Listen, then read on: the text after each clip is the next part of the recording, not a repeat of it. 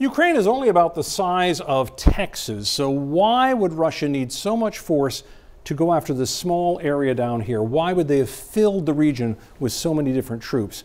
Military experts who have looked at this say they believe it's because they want to have overwhelming power to support this peacekeeping mission in here and maybe to carry it a lot further. What kind of power are we talking about? Things like the fullback bomber capable of firing bunker-busting missiles in from across the border without even getting into Ukrainian airspace. Things like the Iskander-M short-range ballistic missile system.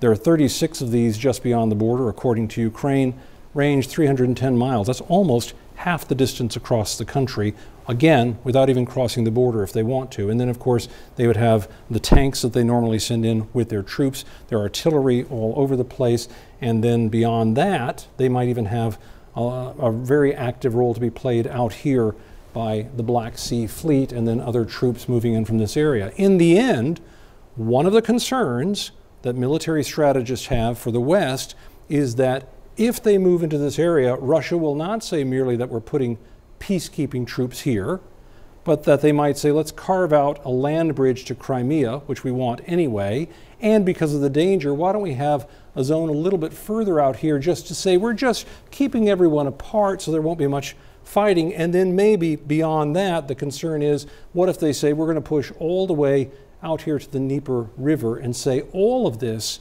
is for Russia, and by the way, if the Ukraine army is in here resisting this, there's a real fear that what Russia might try to do is sweep in behind them and essentially isolate them and come up with a very, very diminished remainder of Ukraine and a very different looking map.